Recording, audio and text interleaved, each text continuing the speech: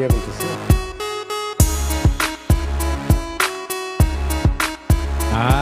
You thought I wasn't here today? Well, guess what? I'm back. What's going on, everyone? Happy Tuesday, and welcome back to Sin City Crypto Live. I am one of your co-hosts, David, and we are coming at you from our studio here in the heart of the 0-3 Raiders, Las Vegas Raiders, Nevada, with our daily live show. I've said live like 15 times, but that's okay. Before we get into the content, quick disclaimer, nothing that anyone says on this channel should be taken as financial advice, so please, as always, do your own research. Speaking of content, today, big news. FTX comes to the rescue of Voyager and its consumers. What does this mean for you if you have money locked on Voyager? Stay tuned. We'll tell you all about it. Also, 2 CEOs step down. Alex Muskamsky from Celsius steps down, kind of. We'll talk about that. Also, FTX US President Brett Harrison stepped down today as well. Who's next? We don't know. Also, Jerome Powell, the Fed chair, has talked about what a CBDC would entail and what we should expect. Plus, the markets are down. S&P has made new yearly lows. We're going to talk about that and so much more. But before we can talk about all those things, we have to introduce you to your other co-host, Big Rob. What's up? Hola! It's yo boy, Big Rob, back in the house. Welcome to Sin City Crypto. If it's your first time checking us out, we are an entertainment-focused cryptocurrency channel where Big Rob has a new orange background, or gold, or Bitcoin, mustard. or mustard. Not sure exactly. What kind of mustard do you like, by the way? Dijon or whole grain, or what's your style? What? I am. You know what? I'm probably one of the few people that has like 4 different kinds of mustards in that. No, actually, I probably got like 5. What's your go-to? I have the English spicy mustard. That's great for recipes. And then you have your whole grain mustard. What were you telling people yesterday while I was gone? And also, you can't. You know, I know you're a fan of honey mustard because your taste buds are just destroyed. And I'm not laughing at you, by the way. Dijon mustard is a good one. I gotta have Dijon. And then you know, like a stone ground mustard. That's definitely is. That's the one you have to put on sandwiches. What did you tell everyone yesterday while I was gone? I got some people saying, "Well, he didn't get a haircut." Something about a prostate exam. Yeah, you should have got a haircut. And, I'm going today. I could not even get out of bed yesterday. It looks like you're wearing a leather football helmet. You leave my helmet alone. Not the only thing wearing a helmet. Fur. I like it. It's like, comfy for the the winter time, fireplace. What are you talking about over there, Rocco? Nothing about your. I didn't get a chance to watch the live stream because I was sleeping all day. But I'm sure you could talk crap about me too, Rocco. I'm gonna go back and watch it today. And we're gonna hash these things out tomorrow. Minutes 35. Yeah. Anyway, it's good to be back. Robert, continue with the intro. So, anyways, like I was saying. Definitely one of these looks here is wait. Don't show the other one. We'll be labeled as racist. This is David. Right? So, all right. So, anyways, if it's your first time checking us out, I already did that one. What am I missing? Like button. Oh yeah. Hey, don't make me drop this sign on your face. Like, get this like going. Let's go. Come on. How many likes we got in here? 23 likes. What are y'all doing? And another winner on the blockchain too. Congratulations! I did. I want to know. That's twice in a row I won with Ben on the panel. So, I wonder at what point is Ben gonna let you win? At what point is he gonna like have a meeting with DZ and be like, "Hey, this guy." DZ's definitely got some. He's like Sin City bias for sure. Oh yeah, like at what point is he gonna be like? Well, he's is Ben gonna up. sit him down and be look, man. I'm sure DZ's gonna tell him, look, I'm going out to Vegas. I want these guys to show me a good time. That's right. I gotta throw him. Hey man, if he wants to go out to dinner, man, I'm telling you, we're gonna roll out the carpet because we're from the restaurant industry, so we got to hook up at all of the nicest restaurants out there. This is true. So if you guys come out to Vegas, y'all want to hang out with us and go to dinner, let us know. Go out somewhere nice. All right, so real quick, let's get into this roll call. All right, so first up in the chat today is Robert Salazar. Robert Salazar. Yeah, now we got Jason, Marky Mark, we got Destroyer, Tox, Broke Yoshi, Big Swole, and then Stereo 2 on the ones and twos, and in the chat, Red Man, as well as Fino, and then Where's Why You Keno? Loud Gang.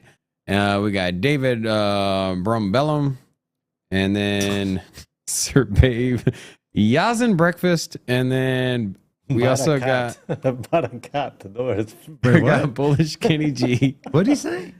He say breakfast. Yazin Breakfast, yes. Sir Babe, Jay Delano. Hola! Welcome to Sin City Crypto. What is wrong with you? You know what? I had coffee today, and then lo and you have behold, coffee every day. David strolls in with iced coffee. I'm like, I've already got my dose.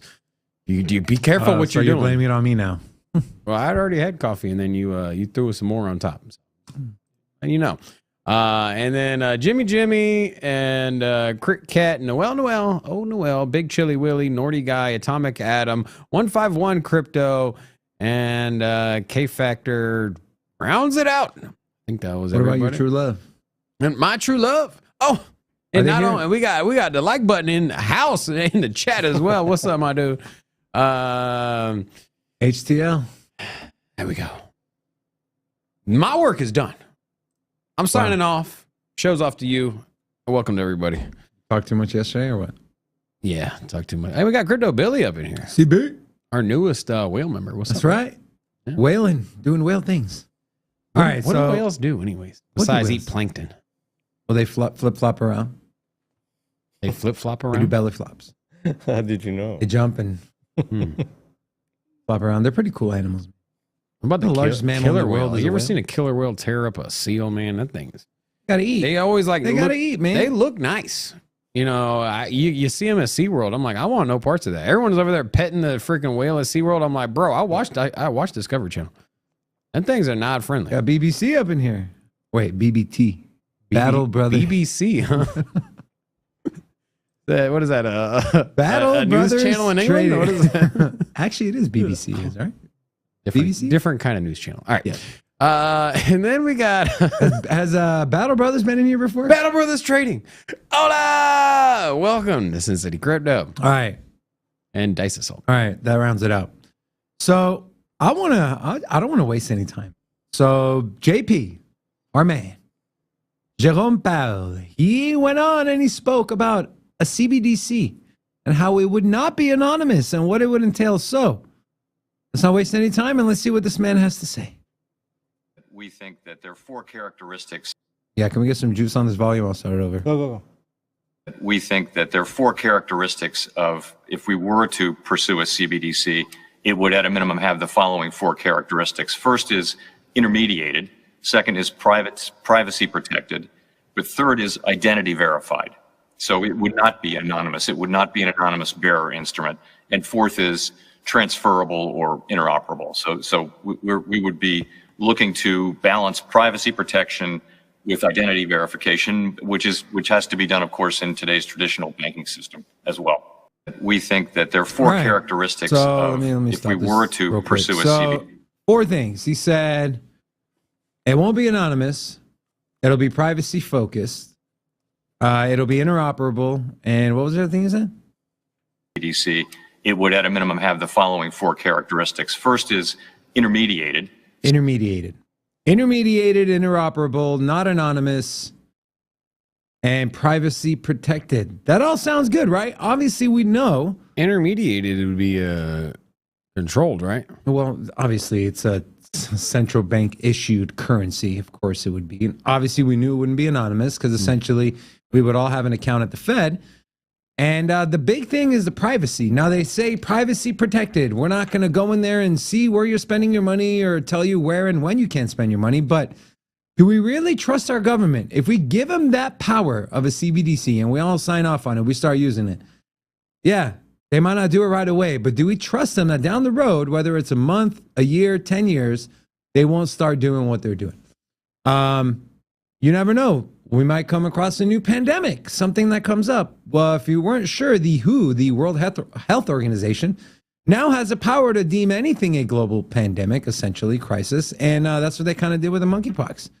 Call that a global emergency.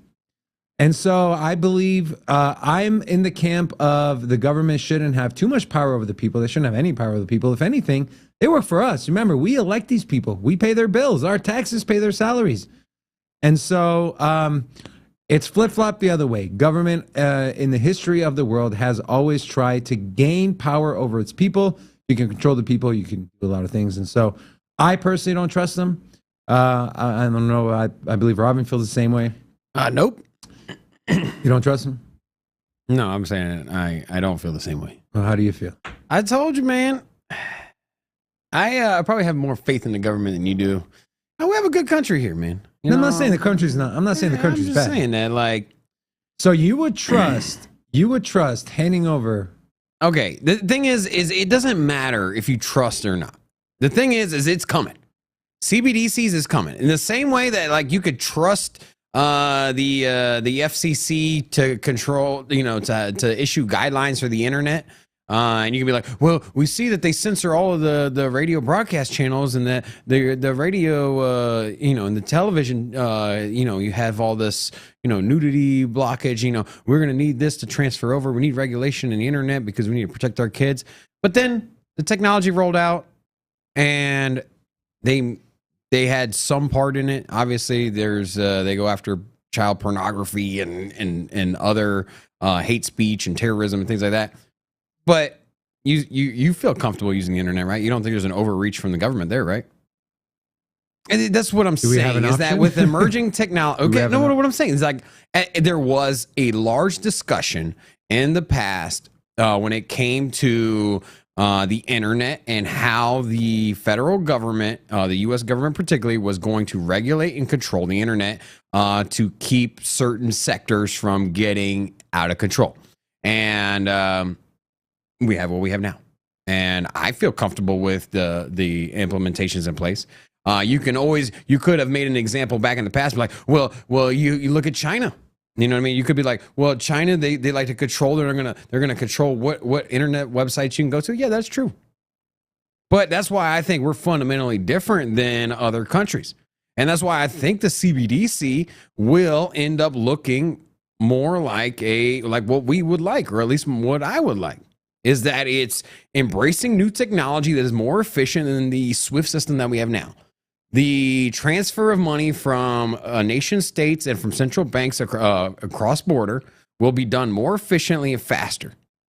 And if there is some issuance of money from the federal government to the civilians, it'll be done through a more efficient system than instead of waiting for your tax return check for 2 weeks in the mail. And then if you want to exit that said currency, you can sell it and go buy a private one. It's up to you.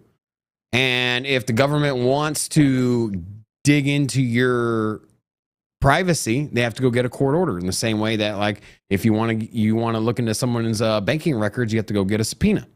But they wouldn't have to do that because you would have, like, Wells Fargo doesn't need a subpoena to look into your banking. Wells Fargo is not the government. Wells Fargo is a private bank. If the government wants to look at my banking records, they have to have a subpoena.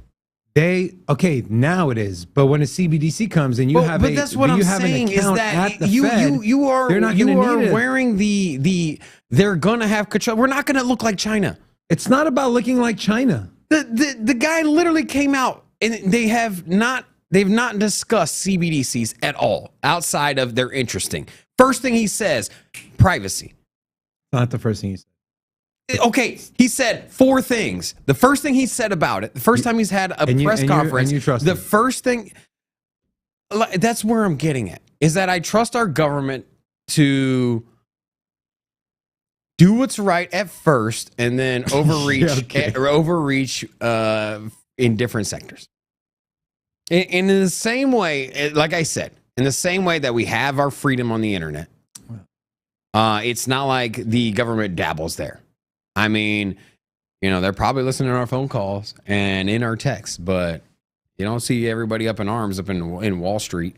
I mean, up at the White House and in Congress talking about, like, leave my cell phone alone. Take it for what it is. Because people gave up. Oh, man. I'm just saying. The CBDC is coming. And I am relieved that the first words out this man's mouth when it comes to CBDC and press conference is privacy. And so, okay, let me ask you this question though. Okay, do you think a CBDC will come when he's the Fed chair? Probably not. Probably not, because it's going to take at least. So how do we know 3 what to the 5 next years. Fed chair stance is going to be?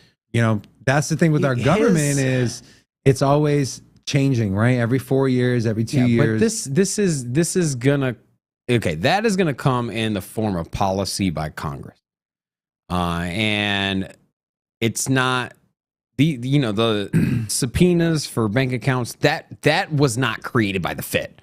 Fed doesn't create laws. They don't decide how the government can access bank records, as an example, because that's pretty much the most comparable sector. Is that, hey, you want access to someone's bank account, you subpoena them through court.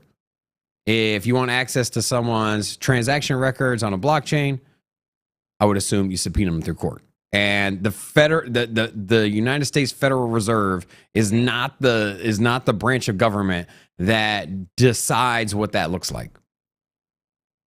They might be the one that issues the currency. They might be the one that lays the framework for what it looks like, but they're not going to be the one to tell the government what to do and what not to do when it comes to deciding what should stay private and not. That's for laws to decide. Here's who a CBDC would affect the most is the lower income people, the people that depend more on the government, depend on welfare, food stamps, that depend on their yearly tax refund checks, and those are all going to be issued through a CBDC. And so we don't know what it's going to look like as far as, hey, you can only spend it here, you can only. It's got to be better, man. Like the EBT cards are so outdated. It's like a debit card, and then the Wix stamps are still like printed out paper that you got to sign different copies, and you got to go over there. And it's like, and God forbid you get stuck behind a grocery store line with somebody with Wix with the Wix cards, bro. A lot of people don't like using them because they're embarrassed. Yeah, that's what I'm saying. But man. I'm just saying, this the amount time, of power, we are in the 1980s when it comes to federal programs for lower class individuals that are getting subsidies from the government. You can make an argument whether or not that's something that we should be fostering. I don't know. I mean, I'm in for help of certain people, Robin, but at the same time, I think there is a lot of money just thrown out. If the government wants to freeze a bank account, right? Okay, so do you remember the example of the government was trying to get iPhone to let them in the back door of a domestic terrorist or something, and iPhone said no? That's a great example. You know why that's a great example? Because you have something that's unhackable. Entity, you have correct? something that's unhackable, and at its core, it blocks out the government, whether or not. But that's controlled by a separate company. What if that was controlled by the Fed? I know what you're saying. But here's the thing. What I was saying is if you do not make Ethereum illegal, as an example, let's just say that Ethereum can be traded. Like you can go on Coinbase and you can buy Ethereum. You can have a MetaMask. Do you agree, David, that do you think there's ever going to be a point where cryptocurrency will be illegal in the United States? I don't think so. Well, there you go. Then at what point, if you are issued out a CBDC, if the crypto is legal and you can buy it, then they cannot stop you from selling your CBDC there. How do you know that? Because it's legal. If they're giving you money, CBDC is money. You're telling me that you're not going to be able to spend money. That's what I'm saying. If it's legal, you can buy it. Okay, EBT is legal. It is a payment coupon for a set required amount of food that goes for the welfare of your child. It is not your tax return. There's a fundamental difference. There is a fundamental difference between EBT and money. EBT is not money. It is a credit so that way you can get food. You want to sit here and lump the two together to make a point. It's not the same. They're literally you were filing for food stamps to buy food, and then you're saying, well, you can't buy crypto. So when you don't it's think it's control. possible? You don't think it's possible the government, the Fed, could step in and say, "Hey, CBDCs are only allowed to be spent here. This CBDC you got for this is only allowed to be spent here." You don't think that's if possible? It's for a subsidy for said merchandise. If you apply for food aid, then you're and they Robin, issue you a token, then sure, it should be a food when token. you take away the intermediary of a private company or a public company, Dave, you what are I'm saying, giving all the control to the government and the Fed. That's what I'm saying. The whole Apple thing I brought up, the reason the Fed couldn't get in is because there's a middleman there. Well, when you have a CBDC, there is no middleman. The middleman, there is no bank. The middleman is the free market. That's what I'm saying. There is no free market with the CBDC. It's controlled and issued by the Federal Reserve. What I'm saying is that because you can sell your CBDC and buy a crypto, that is your option to exit the system. That is all I'm saying. The free market is the option. That is if what you you're don't assuming. You are assuming you're assuming there's not going to be parameters on a CBDC. Okay, that's what I'm saying. My question earlier was, will crypto ever be illegal? But it's not about it being illegal, dude. Then why? Okay. At what point in time can a government say you can buy stuff with this money we gave you that's digital, but you can't buy crypto? The only way they would say that is if it's illegal. That's not true. When they issue money for people who are on welfare, you can only spend it at certain stores on certain items. That is a payment coupon for food. It's not about being a payment coupon. It's a form of payment, right? Is it not a form of payment? Is it not a form of money? And there's restrictions on where you can spend it. All I'm saying is issued out with parameters, okay? Now, here's the thing. Do you think that somebody should be able to take their EBT card and buy crypto with it? Question. no. Then there's a parameter there. But here's the thing with CBDC. All right, when you get your tax return, you can only spend it on this. You don't ever see that happening. Why would they do that? Why wouldn't they do that? It's all about control. If right now we're in a recession and people are getting stimulus checks, hey, you have to spend it on paying your credit cards down. You have to spend it on buying certain sector of goods. I'm sorry, this is not the country we live in. We have not. There is never. Give me one example of a time that the government gave you money and said you had to spend it on one thing that wasn't a program that you applied for. So you're saying because it hasn't. All of a sudden you're going to erase all of U.S. history, and all of a sudden we're going to turn into China, and the U.S. government, because they have digital money instead of the printed out paper money, all of a sudden the government's going to be like, well, you can only buy this with this money. You can only buy this with no. They're going to issue out money, and if you fucking file for food stamps, the tokens can only be used to buy food. I don't know why it's like this crazy, like, so you think because it's never been done before, it's not possible, bro? It's if crypto's legal and they give you money, you got to remember CBDCs are interchangeable legal tender. So if something is legal to purchase with legal tender, doesn't matter if it's a CBDC, doesn't matter if it's cash, doesn't matter if it comes from Wells Fargo, CBDC is gonna be legal tender in the form of $1. If you can sell your tax return refund, which comes into CBDC, which is $1, if you can sell it and buy, you can take those dollar values, you can go buy a car, you can go buy crypto, you can go put it you can go withdraw it into dollar bills. Whoever the hell cares? I don't understand why you think it's some overarching control that is gonna be some doomsday device, bro. It's literally just better transferable money on the internet that is facilitated through blockchain. That's it, or at least some kind of ledger, some graph thing. Keep drinking that Kool-Aid, my man. Anyways, let's move on. Robin, Market Watch, go. All right. So, taking a look. Bitcoin sitting at $18,967. Man, what has been a crazy day? That's a Bart Simpson right there. Hold on, go back to what was it on 3 month? The good old Bart Simpson pattern. Yeah, the Bart Simpson hit here. Though. Yeah, a little plateau here. So interesting morning.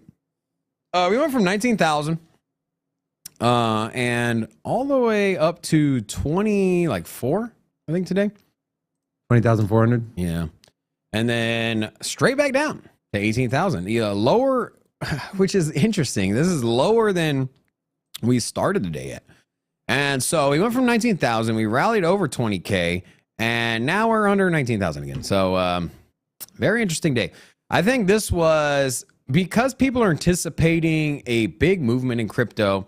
You have, on one end, you have all of the content creators, a lot of the experts out here, out on a pedestal saying, hey, we're going to go lower, lower, lower, lower, lower. Hey, you know, the bottom is coming, you know, don't get fooled.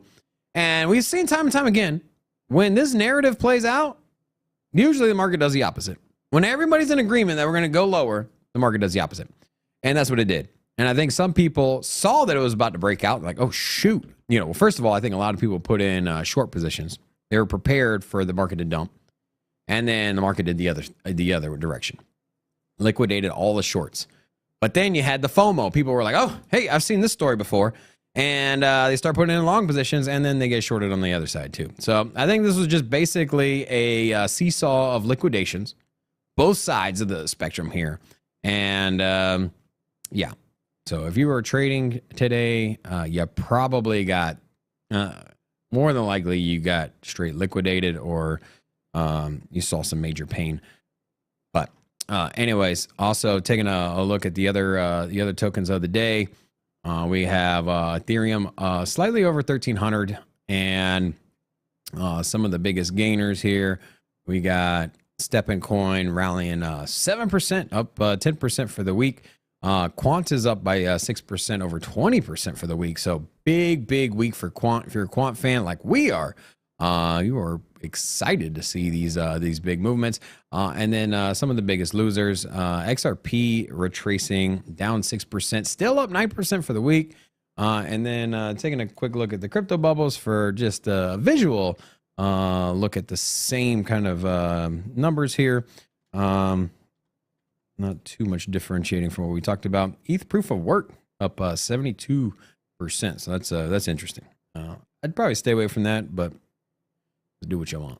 ETH proof of work. Now, the Fear and Greed Index sitting at a solid 20. So we are kind of in that same zone. I think, I don't know. Like I was saying yesterday, I think this is probably where we're going to be hanging out for a while. And then stock market been kind of all over the place today. It was in the green. Now it's in the red. The Dow Jones is down more significantly than everybody else, almost down a full percent. NASDAQ down just 0.25%. And this is, you know, we discussed this yesterday as well, but Dow Jones is just losing all of its gains that it made in since 2020. So you can see here, this was the pandemic thing where we had the announcement of the closures. So pre-pandemic announcements, we were 9,000. We were 9,700. I think this is talking about the NASDAQ, right? Yeah, this is NASDAQ. And so we are $1,000 away from getting back to those levels. So pretty much everything that we gained over the 2020s, for the most part, has been erased, or at least about 80% of it. So that's to put in perspective how the market's been looking, and it's not looking good on the international front. Home prices as well. This was the last sector that was holding strong in the U.S. economy. We've seen, well, outside of maybe the labor market, but you know, you had inventories in retail, you know, taking a dip as of lately, and then home prices are finally coming down, which is no surprise when you raise interest rates as high as they are. You're basically pricing a lot of people out of the market for buying new homes or used homes. Now, U.S. prices cooled in July, the fastest rate in history, according to a report released Tuesday. Home prices in July are still higher than they were a year ago. Prices nationally rose 15.8% in July, well below the 18% the previous month. So, so year over year, we're seeing some big. You don't think we're going to see a crash like we did in 08, right? I don't think so. Yeah. I think there was I don't even think I don't even think it's possible. I think you're going to get a big correction. Oh, it's possible. No, Hell no. You doubled the price of houses. Yeah, but in a people, year. but people Or have a in 2 shitload of years, equity. They're not just going to walk away from their house. That's what people did in '08. They came in 7-8% interest rate. Here's the thing: history always repeats itself. Always. It might take a while. It might not be in the next 5 or 20 years. This shit doesn't repeat itself 1-to-1. No, it does. It doesn't look exactly, like analytically exactly the same, but everything comes in cycles. Everything gets overbought, and everything recorrects, bro. And you get little corrections, and then you get big ones. And there's no market that doesn't go through this. You can talk about crypto. You could talk about equities. You can talk about commodities. You can talk about everything goes through cycles of corrections. You're going to go through, usually you go through smaller corrections and then with a large correction and then smaller corrections. And it doesn't have to always be to the downside as well. You can look at a charts in the reverse where you have certain commodities that'll basically go through corrections because they were overbought, and you get downside correction as well. So what you got? You got some charts or something? I do. All right. So staying on the macro stuff before we get into the crypto stuff. So this is the British pound versus the dollar. This is on the weekly chart. We have not been, this is where we are today. Okay. We haven't been this low since 1985. The British pound, should I say, is getting pounded at its height back in 2007 over the last, let's say, 20 years. We saw it at $2.10 versus the dollar. So for every dollar, you would get $2.10 worth of the British pound, the sterling silver, whatever the hell they call it. And we've been in this downward trajectory since since June of 2014. And we just bottomed out here over the last couple of days. So this is a weekly chart. I'll switch over to the daily chart. And I don't know. Do you think it's a good and enough financial advice? You think it's a good idea to buy British pound, bro? Buy some sterling pounds? I mean, No. you don't think this is going to go back up? No. I mean, it will You don't eventually, think but it'll get to $1.50 again? Okay, here's the thing is the currency doesn't move it might have took a big dip, but generally currencies are way more stable. And so it might take 2 to 4 years to get back to where it was. It's not like they're going to bounce back like within the next couple weeks. I mean, it's pretty cheap right now. I would feel more comfortable getting a 4% 1-year treasury bond on the US dollar than to do this. Yeah, I don't know. I mean, would you rather get a guaranteed 4% treasury bond or hold an asset that's falling that's probably going to take 2 But to we 3 know years why to it's recover? falling, right?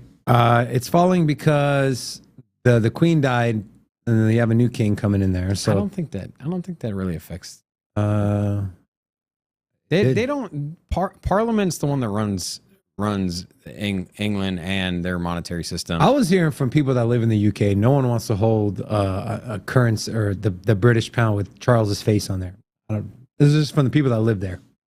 I don't know how much value that had or how much you can put into that. But when did the queen die? What, a week ago? But here's the thing: the queen, the king and queen don't do anything. They're like a PR position. I seriously, They're the Mickey Mouse of the government. They don't pass any laws. They just come out and They're the mascot. what they Mickey do Mouse. is that they can put influence into lawmaking. And so if the queen or now the king, they come out and they're like, hey, we want to fight global warming. We need to do something about it. And they go out and they have a meeting with the Duchess of somewhere or whatever it is. That could put a lot of weight in it. But outside of that, I don't know ins and they outs don't- of the British government. Well, I'm just telling you, they're not the British government.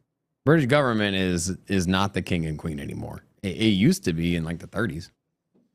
I would buy a coin with a Charles face. Yeah, but you don't live there.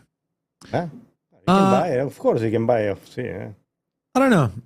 If you're into foreign currencies, British pound might be something you want to take a look at. I want to go over to staying on the macro. The S&P 500 made new yearly lows today.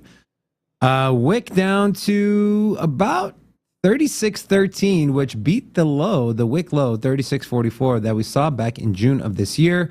Two channels I drew here. One is a little longer term channel. This is the daily chart, by the way. One I drew from January, so beginning of this year, been in this downtrend. Now, where do we expect price action? Well, it would make a lot of sense if we retest to the top part of the secondary trend line, which would do two things. Obviously, testing resistance, right? Put it here, but also it would fill this gap.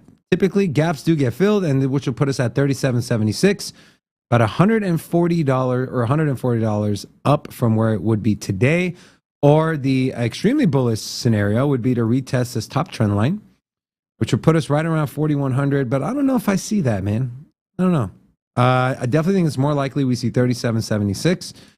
Even if, but then again, you have the midterms coming up. So we don't know. Is Congress going to try to pass something? We don't know.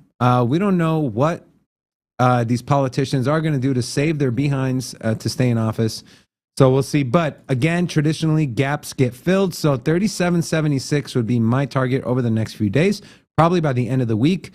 But we'll see what happens with price action towards the last 30 minutes of today. And then this is the Dixie. Last piece of macro news I want to show you. Just a massive uptrend. We got all the way up to $114.60. Blowing through the previous high we had. If I go over to the monthly chart, or let's go over to the weekly chart, we can see the all-time high we had was $121.14. Or no, I lied. Please forgive me, I lied. Oh wow. Okay. 164 bucks on the Dixie. So do I see again there? No. Do I think the Fed's going to continue to hike interest rates into the 6s, 7s, 8s, 9s to the 5s? No, I do not. It would literally bankrupt the entire country. It would bankrupt the Treasury. That's what it would do if the Fed. I got a interesting thought here. That's funny. You have that pulled up. I had that pulled up too. What's that? All right. Go ahead. So here's something I was thinking about this yesterday. I'm like, hey man, with the pound falling, what's the price of a Bitcoin? So, right now the price of one Bitcoin. So it's just say you live in England, you want to go buy Bitcoin, you got to drop 17,000 pounds on this to buy one, and just to put it in perspective, it ends up coming out to the same price as per the dollar. And so 17,000 pounds in US dollars is 18,966, which is, hey, same price as Bitcoin. So, which makes sense, right? Mathematically, they kind of. Well, obviously, Bitcoin's denominated in dollars. Yeah, well, that's the thing. Bitcoin's price internationally trades with dollars, regardless if you're in England and the exchange is set up in pounds. So you got to think there's exchanges that, in the same way that we use here in the States, you get on the exchange and you buy with dollars. You do the same thing with pounds, and you look for the trading pair in pounds. Now here's where things get interesting. So you have here. This was the conversion. So right now, 1.06 is the amount of dollars it takes to get 1 pound. And in the past, in the 1 year chart here, you're at $1.38. So why am I bringing this up? Is that because everybody that lives in England in the last 10 months now their Bitcoin is worth more than that. Their Bitcoin is worth 40% less. So it takes 40% more dollars or pounds for you to buy Bitcoin than it did 10 months ago. Outside of the regular price drop. So 10 months ago, let's just say 10 months ago, you dropped what was the price of Bitcoin 10 months ago? 10 months ago? Yeah, let's take a look here. So on the yearly chart, so in November, Bitcoin was 65,000 pounds, right? Or no, $65,000, which would have cost you about 30,000 pounds. Excuse me. It would have cost you about 40. Anyways, a lot less pounds to buy Bitcoin is where I'm getting at. Now you've lost. Not only have you lost, if you're in England, not only have you bought Bitcoin at 60,000, now it's worth 18,000, but you've also lost another 40% on top of that because Bitcoin trades on the dollar and the pound versus the dollar has lost 40%. So you're down another 40%. What are you trying to say? I'm just saying that here in the States, Bitcoin's down 60,000, 18,000. Internationally, it's a lot more than that because Bitcoin trades in dollars. The price is followed in dollars. Doesn't matter what currency you buy it in. And we're seeing this one for one with other commodities. Dollars get more expensive too. So that's what I'm saying. That's literally what I'm saying. The dollar's getting more expensive and Bitcoin trades in dollars. So don't expect people to FOMO into Bitcoin. Don't expect big ass volumes in Bitcoin, at least guys, from Europe. Not from Europe.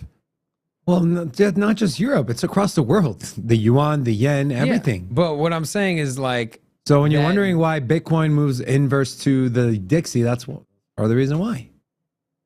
More expensive to buy it. Yeah. Than anything outside of US dollar. Yeah, that's all I got. Can you say the Bitcoin price is actually not the real price? This one buys 40% more? Internationally, the Bitcoin is getting fundamentally more expensive because it's priced in dollars. And the DXY, the dollar's value is increasing substantially compared to other currencies. And so in our little crypto bubble, that is a one-to-one realization that we'll take the example of the pound. 10 months ago, you could have bought 40% more Bitcoin with your currency. Now you can buy 40% less Bitcoin with your currency in the pound. On top of that, the price is already down from 60,000. It's down, what is it, 70%? Yeah. And so price of Bitcoin from its all-time high down 70%. Same time period, your currencies are down 40%. That's brutal, bro. And mofos ain't gonna buy Bitcoin. Gonna buy dollars. Yeah, but that same scenario is true for everything in the economy that trades in dollars. And so if you're trying to buy a Ford Mustang and you live abroad, if it costs $35,000 for the Ford Mustang and you lost 40% of your purchasing power, you're gonna have to drop about $50,000 worth on the same 35K. So everything gets more expensive. So exports are gonna fall. We're going into recession. So David Bumblebee brought up a good point. Other than the USA, Bitcoin has proven greatly to be a store of value. This is true. I mean, we ran into an Argentinian couple when we did our very first street interview, and everyone loves Bitcoin in Argentina. That his friends, his family, and because their currency is getting devalued every single day. I mean, these people in these countries are facing, I don't even know if you can call it hyperinflation. It's like super duper hyperinflation. And so it's like, do I watch my money and my purchasing power erode, or do I put it into a hard asset? Super duper. This is yeah. There's the textbook, the representation of hyperinflation. And then there's the super duper inflation. All right. So a couple of on-chain metrics I want to show on Bitcoin, then we'll move on to some of the biggest news articles. So in green, you have Bitcoin addresses with a balance of 0.1. In blue, you have Bitcoin addresses with more than 1,000. So whales versus shrimps. And then in the light gray, you have Bitcoin price. You can see over the last few weeks, let's call it since September 7th. So over the last 20 days, Whales have been dumping and shrimps have been accumulating. Shrimps are accumulating at a breakneck pace, which is good, in my opinion, for price stability. Another thing I want to take a look at, this is Bitcoin miner revenue versus the difficulty. So miner revenue, this does not include block rewards. This is just transaction fees and whatnot. So what worries me is if I zoom in from here. So right now, the percentage is sitting at 1.5. 1.5% is what they're getting paid in fees. Only, where was the 3% right here? Only a month ago, we were double that at 3%, and the difficulty was on the way down. Now, difficulty has made all-time highs, and miner revenues have dropped. So, is this a cause for concern? Hash power continues to go up. Difficulty gets harder, and miner fees are being reduced. Add that to the halving, and block rewards getting cut in half. Miners getting more, ASIC units getting more expensive. Borrowing is getting more expensive. Is this something to worry about as far as Bitcoin's network and how secure it is? I don't know. What do you think? What do you guys think? Let us know. Also, liquidations up 56% over the last 24 hours. Over the last 4 hours, we've seen $68 million worth of crypto be liquidated. A majority of that coming from Bitcoin at 28.3 million, followed by ETH. XRP coming in at number 3. So we saw XRP rally when everything was tanking, and we saw vice versa when everything was rallying. XRP started dumping. We are in a bear market, guys. There's a lot of dead cat bounces, even with something like XRP, which right now with the whole court case is all speculation. No verdict has come down yet. No one has laid their swords down. So that thing is still up in the air. It could go either way. Now, obviously, we believe it's going to go in favor of Ripple, but we still don't know. So this is all speculation. This is why you see over close to 11 million XRP coins have been liquidated over the last 24 hours. And if we look at the total, 90% of liquidations were longs, 56 million compared to just 6 million in shorts. And then just take a look at Bitcoin price action. Again, this Bart Simpson pattern we have here. So we're finding support on this trend line here. This is the 1 hour chart on Bitcoin, by the way. Now, this yellow line, which is $18,348, has shown very strong support. Even seeing this big wick below down to the low 18,000s, and we closed significantly above it at 18.5. So if we do break through this, which looks like right now we're building support on top of it, we should see the next level of support at $18,348, which if you're a swing trader or you're looking to scalp profits would be where I'd be looking to scoop up Bitcoin in the short term. And then lastly, I want to take a look at some NFT data.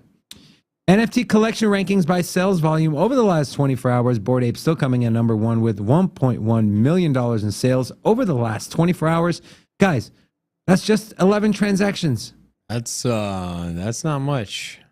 I know, it's down 11%. CryptoPunks has seen a 423% change in revenue sales over the last 24 hours, coming in just under 1 million. What's the price of a CryptoPunk floor price? You'd have to go through the crypto or the their website. You can't check through it. But obviously, blockchains by sales volume, you have ETH coming in almost a little more than doubling Solana. But Solana is up 22% over the last 24 hours. Look, my favorite, Flow coming in at number 3, beating out Polygon, beating out Avalanche, Tezos, Panini. All these ones I hear a lot about. Guess what? Flow, number 3, still significantly lower than Solana at 4 million. So that's what the NFT markets are looking like. And that's all. Robin, you got anything else? No. No? All right. Well, wait, what am I doing? Sorry, Rocco. Good. My bad. All right. So let's go ahead and take a look at some of the biggest news of the day. So this was in the thumbnail, the title, everything we talked about. FTX has won the bid to buy the Voyager assets. This is sourced from News BTC. Binance and a smaller firm, Crosstower, were the other 2 finalists. The winning bid roughly came in valued at $1.4 billion. I guess some good news for those of you that have money on Voyager, which I hope no one in our community does, because if you were watching our channel a few months ago, you would not have had money in there. Existing Voyager customers will be moved over to the FTX platform and could claim a pro rata share of the coins. So essentially what will happen is you will have to go through the process, open up an FTX account. Not sure how the crediting is going to work. Obviously, you're not going to get dollar for dollar on whatever your assets you held on Voyager were, but at least your money is now on a platform that shouldn't have to worry about it going insolvent. Now, of course, anything can happen. That's why you always want to custody your own crypto, which, by the way, if you want to buy a Ledger, you don't have one, do us a favor, use our link. We'll get a little kickback. Not much, but... So, Robin, there was news FTX was raising $1 billion. There was news FTX had made a lowball bid, and here they go, gone through the auction route, and they come out the winner. What are your thoughts? Good news, bad news for Voyager and for Voyager customers. I don't think it really changes anything. Nothing? It's not like FTX is going to come in, buy up Voyager, and then give everybody their original investment back. It's just not a smart business decision. On whose part? I'm just saying. FTX's part? Yeah, it would make no. Why would you? Okay, here's the question. You know what's funny? Let's just say they spent 1.4 billion, right? Yeah. Okay, let's say they spent 1.4 billion, but yet the assets that are in debt, so all of the users that are owed money, let's just say it's 2.5 billion. There's no reason you would buy it for 1.4 and then turn around and give everybody their money back and end up going negative down to 2.5. No, but that's what I'm saying. Is that but they're acquiring per business. There's no logical way they would enter into that agreement. They're acquiring customers and they're acquiring data. I'm not. That's what they're doing. I'm just saying that from a business perspective, they have no interest in making Voyager's customers whole. Now, they may, because they purchased or acquired their debt, they're going to have to probably service that debt in a way where they pay pennies on the dollar. So if you have assets locked up on Voyager and you're looking for compensation, you'll probably get it, and it will come from FTX, but FTX is going to give you pennies on the dollar. You're going to get 10%, 20%, 30% of what you had originally. And that's it. That's what it's going to come down to. And FTX just basically swallowed up all of the users, puts them into their little bank, and wipes their hands clean. Do you think there's any correlation? Do you think FTX said, hey, Brett Harrison is the president of FTX US. Hey, bro, we just dropped 1.4 billion. We need you to resign. You think that had anything to do with it? I think this is good for Voyager customers. Obviously, I agree. You're not going to get one for one on your assets, but your money is now on an exchange. You don't have to worry about it going insolvent, at least for the meantime. We don't think. I mean, I would say, as far as being financially stable, FTX probably would be up there. They had no issues raising $1 billion. Sam Bankman-Fried got a lot of money. He got a lot of pull in government as well. A lot of people are not happy with that, but it is what it is. The guy paid a lot of money. He lobbied. I think he was the richest crypto donor to any campaign across. He was the second largest campaign donor period, for right? President Joe Biden. Like across period. everyone. Yes. Yeah. No, so pharmaceuticals, banking, everything. But when you can do more than pharmaceuticals. Anyways, smash the like button, guys.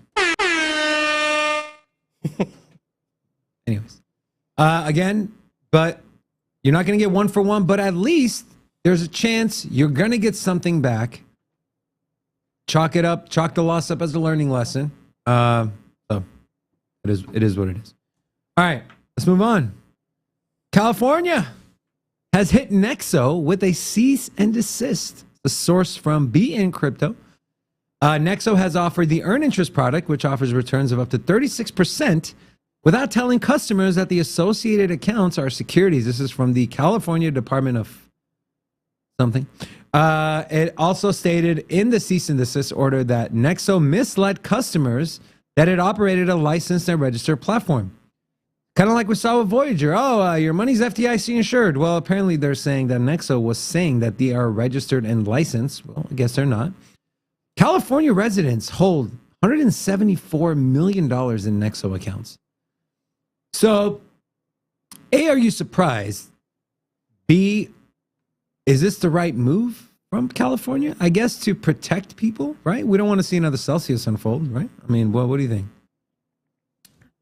My question is, if you're Nexo, or just any blockchain period, the money that's coming into your blockchain, these people really don't care about what your website says, right? People are going to FOMO in anyways. I'm sure, maybe I'm wrong here, but I just have a feeling that nobody went onto Voyager's platform and was like, oh, they're FDIC insured. Just unload the bank account. Let me buy as much crypto as I can. I bet you people did. It's smooth sailing from here. I bet there's you people no did. risk. There's no risk because they're FDIC insured. You know people did that. Come on, man. I'm not saying nobody did, but realistically, did nobody go and fundamentally pull the trigger decision off of Nexo being registered? But yeah, that's what I'm saying. Yeah. And so why at this point people went because of the interest rate? And I'm not saying that nobody. Okay, and I did say nobody, but let me rewind that. Let me reel that back in. If the amount of people that made their financial decisions on these very small details that are on a website that says registered pales in comparison to the amount of money that is coming in from VCs and just regular FOMO retail that don't really care. They're just like, hey, this thing's about to pop off. I'm getting in. I don't care if it's registered or whatever. That's majority of the money. So what I'm saying is, why take the risk of putting these labels that aren't actually there for what? You're risking litigation, lawsuits, and at the end of the day, the users and the retail, they don't actually care. That's my opinion. Maybe I'm wrong. Should they register? Should companies like Nexo and Celsius register in states? Should they have to answer to government? Should they have to answer to financial regulators as far as if you're going to offer people these amounts of returns, 36%, where they look at their savings account, they see less than 0.25%. Should you have to, like, how? What are you doing? Are you safeguarding customer assets? Should they have to do that? Is that what would be the best for the consumer? Robin? I don't know.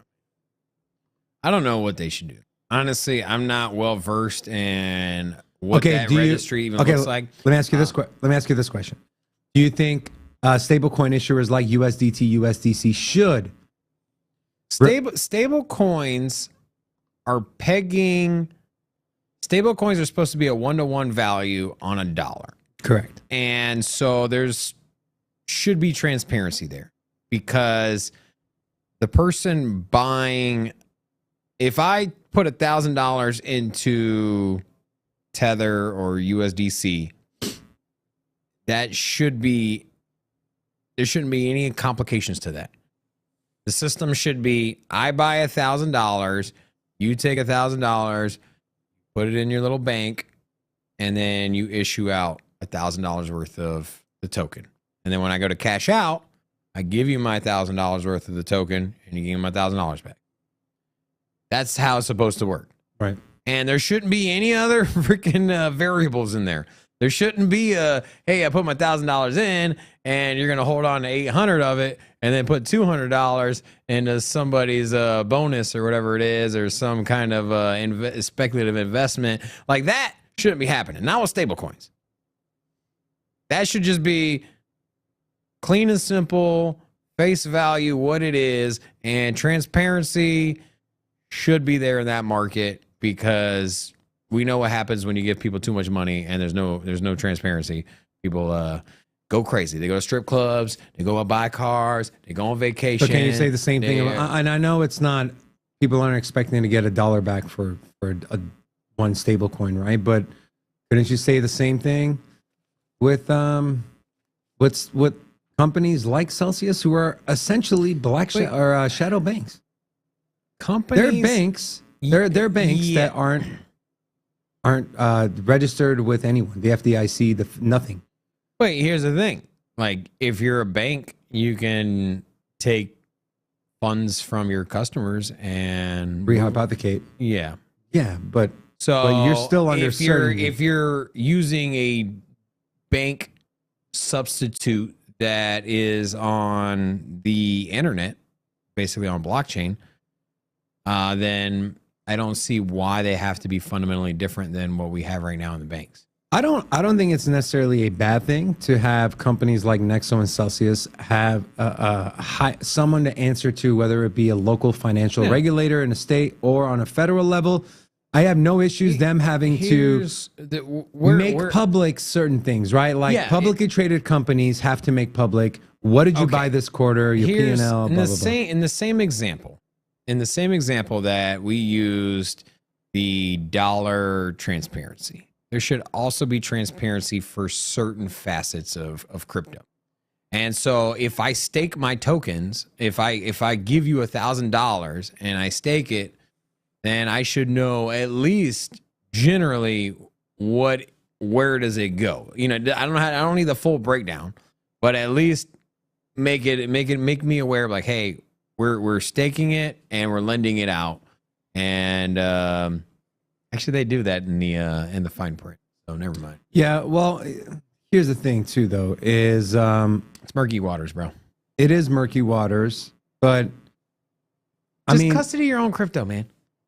Here's the funny thing. Here's an interesting scenario. I was thinking about this on my car right here. Right now, if you believe the market's going to keep dumping, if you bought a treasury bond, they're all over 4% right now. It's about the same staking rewards you get for staking Cardano.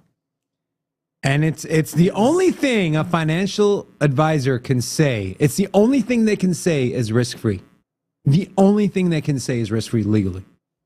So that's why you get these traders. That's why they go into. That's why they the same way that a crypto trader gets out of a token and sells it and keeps it in stable coins and keeps the stable coins on the side.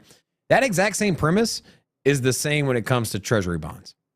If you were a Wall Street trader and you expect the market to go down, you sell into bonds and then you hold through the market downturn. And so, yeah. All right. My mic is buzzing. Anyways, all right. What do you guys think? Put a 1 in the chat if you think companies like Nexo and Celsius should answer to a higher power, right? Should be liable on some level, or you think the government should just completely stay out of it. Let us know. 1, yes, they should answer. 2, no, leave it alone. All right, let's move on. MasterCard and blue chip NFTs have created a beautiful union. Sourced from Cointelegraph. MasterCard launched a customizable NFT debit card in a partnership with European Exchange High, or HI or H1, whatever it is. It would allow spending in fiat, stable coins, or any crypto the user currently holds. Some of the blue chip NFTs that are part of this partnership as of right now, which they expect to expand on, is right now CryptoPunks, Moonbirds, Goblin Town, Bored Apes, and Azukis. Which I'm surprised Azukis are still considered blue chips. I'm surprised you don't see Doodles in there. I'm surprised you don't see Cool Cats in there. This looks like it's based off of, I guess, floor price, which to me doesn't constitute a blue chip. Azuki went through the whole founder thing where the founders rug pulled multiple projects, and it's still considered a blue chip. I don't know how. You NFT DJs, y'all crazy, man. Damn, Big Jimmy with $100. And Jimmy dropped 100 piece out here, bro. Said I got the tacos today. It's Taco Tuesday. Is it Taco Tuesday? It is Taco Tuesday. Jimmy, what's your favorite taco, Jimmy? Because we will each buy your favorite taco and eat it in your honor. Please don't say nothing weird. Please have barbecue sauce. Oh, anyways. Come on. Robin. Yeah. First of all, man, I think that's that our largest? Well, super HP chat? dropped a 100 piece one time too. Did he? There's an elite club of a $100 piece. Yeah, man. You know what? There's actually Tacos El Gordo. They opened up over here. You ever been there, No, we should go. bro? Actually, I'm pretty. Is Matt in here? Matt, or if you're in the chat, go pick up some tacos. We'll pay you. I mean, Jimmy will pay you. Yeah, we'll sell you the money. Anyways, Last time you brought us coffee. yeah. Thank So you, man. Tacos El Gordo, man, it's like a Tijuana restaurant, and it's like right. They have in the food heart. on the spits, right? Is that what it's called? Spits? The big, Yeah. long. So yeah, that's the Tacos al Pastor. And so they just spin, right? Anyways, that place in kind of the heart of like the Mexican part of town here. Now, anyways, wildly successful. And what are you laughing at? The pink ones. Oh, the pink ones. So You don't got to pay me to do that, buddy. so the anyways, they expanded. They opened up another location right over there by Guitar Center, bro. Have you seen it? By the Yeah, Town Square? Guitar Center right here. Town Square. Square. Yeah. Yeah, so we're gonna go over there and get some tacos. We're about to go eat some pink tacos. Thank you, Jimmy. Thank you, Jimmy. We appreciate you, my friend. They Jimmy, got- official they have, official hype They man. have something called mullahs, bro. You ever heard of those? Moolah, like money? Yeah. They're mullahs. They're like denser tortillas. And they're like the thick ones. Bro, I'm so hungry right now, dude. I can't even concentrate. What are we talking about? NFTs, right? MasterCard. Hey, MasterCard is the jam, bro. I love MasterCard. You don't like Visa? Well, I get denied for a lot of my Visa cards. So this one right here, that's MasterCard. Huh. And then we got let me hide the credit card numbers before I get someone's out here buying tacos. Zoom it in. But yeah. Actually, no, I got a lot of Visas. Never mind. Yeah, never mind. I got one MasterCard. Anyways, do you think this is MasterCard kind of getting ahead of it, saying, all right, NFTs are going to be big, or do you think this is just people were just asking for it? It's something they were... MasterCard is kind of more like progressive. JP Morgan Chase, right? MasterCard is way more progressive in blockchain. And you know what? Visa going to be kicking themselves in the butt for that. Just yesterday, the Apple news came out, right? Mhm. About the NFT anyways. Yeah, man. Oh, yeah, the Apple news. You guys covered it yesterday, right? Yeah. 30%. Yeah. A lot. That's a lot. But, I mean, it's kind of in line, I guess. All right. Let's move on. Oh, so we had somebody new in here. Who we a got? second ago. Who was that? Ultra Mind Control for reals. Hola! Welcome to City Crypto. This sounds like something from Step Brothers movie. Yeah, my name is Ultra Mind Control for real. Welcome to the channel, my friend. All right, moving on. Mashinsky steps down, kind of, and you'll know what I'm talking about here in a second. CFO Chris Ferraro. So the chief financial officer, the chief who's in charge of finances, steps in as a new interim CEO. This is a quote from Mashkamsky. Please accept my resignation as CEO of Celsius Network, as well as my directorships and other positions at each of its direct and indirect subsidiaries, with the exception of my director position. He also stated he wants to continue to work with Celsius to get him through bankruptcy court. What's the name? Mitch Ponzi? Guys, please. I don't condone any rape. I don't condone except this kind of rape is okay. Like what? Like I step down as CEO, except I stepping down, except as my director. That was a very bad analogy. That was terrible. That was terrible. What I'm trying to say is the guy is trying to help Celsius in a sense by saying, hey, look, there's a lot of stuff surrounding me. I'm stepping away, but I'm keeping my director position. If you want to keep your co-host position, don't compare rape to. We got a cease and desist letter from Celsius. Like, stepping down, very similar to rape. You know what? I know what I'm good at. I know what I'm not good at. Analogies aren't my strong suit. Anyways, the point I'm trying to make is the dude just can't make a right decision. He literally cannot make a decision that's not. Him and his wife are such narcissists. It's not even funny. CoffeeZilla did a video on how they're literally creating shirts called "Unbankrupt Yourself," and they're his wife is promoting it on her Twitter and her apparel store. So yeah. You got anything to say? I'm good, bro. This dude's a hack, a fraud, scam artist. A fraud hacker. And yeah. All right. That's all I got. There it is. That dude just walked away with our crypto. Jesse, you had money on Celsius, my friend. Sorry about that, buddy. I know a lot of people had money on there. No bueno. Sucks. But hey, you know what? If you take a lesson away from your from that, then it's not anything gone to waste. Let's just take a quick peek at where the markets are before we sign off, see if there's any big movement happening.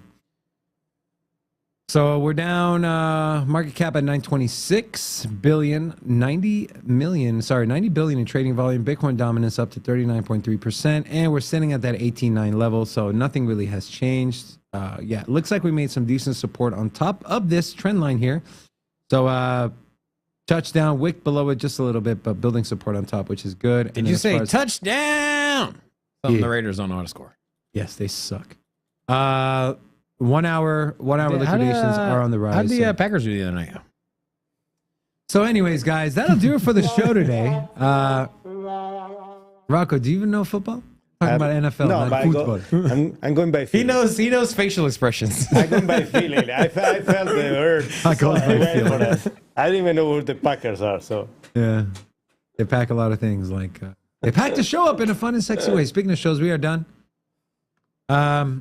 You guys got anything else to add? Robin, Rocco? No. Yeah, let's go join the Discord. Keep the conversation going. Conversate. Discord. Yeah. Huge shout out to Jimmy for the $100 super chat. We are going to get some tacos. Thank you so much, Rocco. Yep. But before, remind everybody. You know what that means. Let's go. Social media, Instagram, Twitter, Instagram, TikTok. Follow us. All the links are in the descriptions.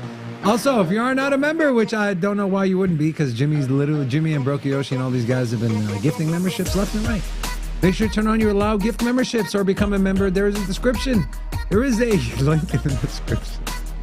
Also, check out our last street interview video. Today, we are posting the #2 play to earn video. What was it called? Big Time. If you want to learn about Big Time and the gameplay, make sure you check that out. That'll come out later today. On behalf of myself. We're actually playing the new game. Small Time. Not small time. The new one. We're playing Medium it today. time. It's going to be fun. In studio. You're welcome to play too, David. If you want. Thank you very much. All right. On behalf of myself, the Don, and then the not so Don, Robin. We love you guys. We'll see you tomorrow, 10:30 a.m. Las Vegas time. Until then.